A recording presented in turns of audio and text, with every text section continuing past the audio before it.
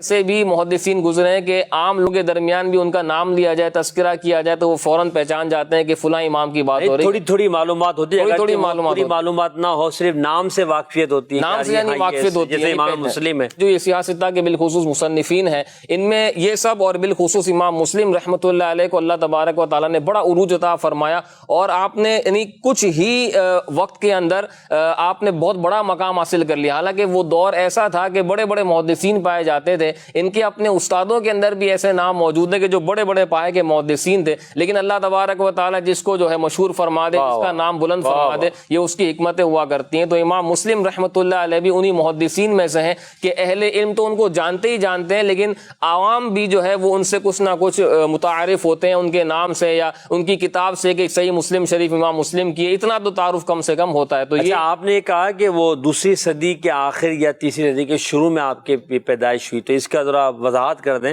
تیسری صدی کے شروع سے مراد کیا ہے؟ یعنی 200 سال کے بعد آپ کی پیدائش ہوئی؟ میں کہنا یہ چاہ رہا تھا کہ وہ جو دور تھا، یعنی دوسرے سنی ہجری کا جو آخری جو دور تھا، وہ اس کی جو ابتدا تھی، یہ ایسا زمانہ تھا کہ جس میں علم حدیث کا عروج تھا۔ تو میں اس زمانے کی بات کر رہا ہوں کہ اس زمانے میں یہ محدثین جو تھے ان کا ایک بڑا جو ہے وہ نام ہوا کرتا تھا، ان میں سے اللہ تبارک و تعالیٰ نے بعضوں کو بہت بڑا مقام عطا فرمایا۔ تو یہ جو امام مسلم رحمۃ اللہ علیہ ان کی جو ولادت ہے وہ بعضوں نے 202 ہجری لکھی ہے، بعضوں نے 204 اور بعضوں نے 206 لکھی ہے، تین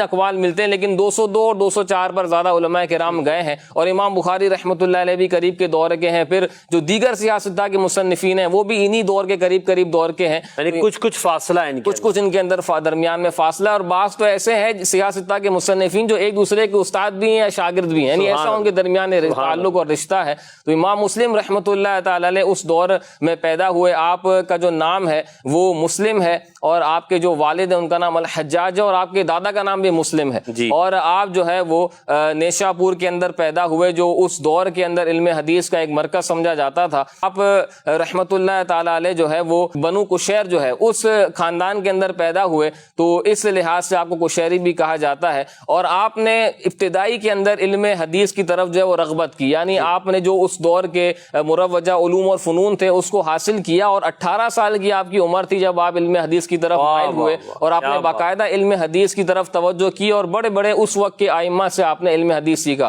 نیشا پور جو تھا وہ بھی علم حدیث کا مرکز تھا، اور وہاں پر بھی بڑے بڑے ائمہ حدیث پائے جاتے تھے، آپ نے ان کی بارگاہوں میں جا کر علم حدیث سیکھا، اور نیشا پور کے اندر ہی کچھ عرصے کے اندر آپ کا شمار بڑے بڑے محدثین کے اندر ہوا کرتا تھا، یعنی آپ اسی علاقے کے اندر اس دور میں اتنے مشہور ہو گئے تھے کہ آپ کا نام ٹاپ لیول پہ لیا جاتا تھا، کہ بڑے بڑے محدثین میں ان کا نام آتا تھا۔ پھر آپ نے جب نیشا پور میں علم حدیث کو حاصل کیا، اس کے بعد پھر آپ نے باہر کے کئی سفر کیے، جیسے کہ آپ نے حجاز کا سفر کیا، عراق کا سفر کیا، آپ نے شام کا سفر کیا، اور بغداد میں تو آپ کئی مرتبہ جو ہے تشریف لے کر وہاں پر آپ نے علم حدیث حاصل کیا۔ تو یہ آپ کی تحصیل علم حدیث کے بارے میں علماء نے فرمایا کہ آپ نے سفر کئی کیے ہیں۔ اچھا، یہ جو آپ نے فرمایا نا کہ آپ کی ولادت 204 ہجری، چلے ہم مان لیتے 204 ہجری، اور پھر آپ نے کہا 18 سال کی عمر میں آپ نے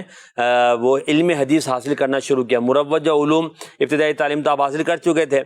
اچھا، آپ کی ولادت 204 اگر مانے اور آپ کی وصال ہے 261، ٹھیک ہے، تو یہ کتنا مختصر سا عرصہ ہے۔ 18 سال کی عمر میں آپ نے علم حدیث حاصل کرنا شروع کیا، اور 61ویں ہجری میں آپ کا 261 ہجری میں آپ کا وصال ہو گیا۔ اگر 204 اور 261 کو ہم دیکھیں تو کتنے سال بنتے ہیں؟ اب 18 سال کی عمر میں آپ نے ابتدا اگر شروع کی علم حدیث کو، تو اللہ پاک نے کیسا ان پر خاص کرم کیا تھا، اور نبی پاک علیہ السلام کی کیسی ان پر نظر تھی کہ ایک مختصر سے عرصے میں علم دین بھی حاصل کیا، علم حدیث میں مہارت بھی حاصل کی، کتاب بھی لکھی۔ آپ ہر وقت سر پر جو ہے وہ امامہ شریف باندھا رکھتے تھے، اور آپ جو ہے وہ اس کا شملہ دونوں کندھوں کے درمیان رکھتے تھے، یہ آپ کی عادت مبارکہ میں شامل ہے۔ اور پھر آپ جو ہے وہ علم حدیث کا ادب کرنے کے اعتبار سے، اپنی کتاب میں درج کرنے کے اعتبار سے بہت زیادہ اس کا اہتمام کیا کرتے تھے۔ تو امام مسلم رحمۃ اللہ علیہ کے دور کے جو علماء ہیں وہ بھی، اور آپ کے اساتذہ، یہ بھی آپ کی تعریف کیا کرتے تھے۔ یعنی ہم اثر کا تعریف کرنا یہ ایک بڑی جو ہے وہ بات اہمیت کا حامل ہے کہ ہم اثر کسی کے بارے میں جو ہے وہ، یعنی اس زمانے کے جو علماء ہیں وہ اپنے ہم اثر کے بارے میں تعریف کریں، اچھے کلمات کہیں، تو اس سے اس کی اہمیت میں مزید اضافہ ہو جاتا ہے۔ تو امام مسلم رحمۃ اللہ علیہ کے دور کے جو علماء تھے وہ بھی، اور آپ کے اپنے اساتذہ بھی آپ کے بارے میں بڑے اچھے کلمات کہا کرتے تھے، یہاں تک کہ ایک مرتبہ اسحاق بن منصور رحمۃ اللہ علیہ احادیث مبارکہ لکھوا رہے تھے تو آپ نے امام مسلم قریب میں کھڑے ہوئے تھے اور وہ ان میں سے احادیث کو سلیکٹ کر رہے تھے. اچھا. وہ مستقل لکھوا رہے تھے اور وہ اس میں سے کچھ اپنے پاس سلیکٹ کر کے لکھ رہے تھے. تو کچھ دیر کے بعد اسحاق بن منصور رحمۃ اللہ علیہ نے اوپر چہرہ اٹھا کر دیکھا تو دیکھا امام مسلم جو ہے وہ موجود ہیں. تو فرمانے لگے کہ امام مسلم میں ہمیشہ ہم نے خیر ہی دیکھی ہے اور جب تک امام مسلم ہمارے درمیان موجود رہیں گے ہمیں کسی قسم کی پریشانی کا سامنا نہیں کرنا پڑے. اسی طرح آپ کے ایک استاد ہیں محمد فراد رحمۃ اللہ تعالی علیہ, وہ بھی ان کے بارے میں یہ فرمایا کرتے تھے کہ امام مسلم میں ہم نے ہمیشہ خیر ہی خیر دیکھی. اساتذہ جو ہے وہ اپنے شاگرد کے بارے میں اتنے پیارے کلمات کہیں تو آپ دیکھیں کہ ان کی سیرت کتنی زبردست ہوگی اور ان کے اخلاق اور ان کے انداز کتنے بہترین ہوں گے.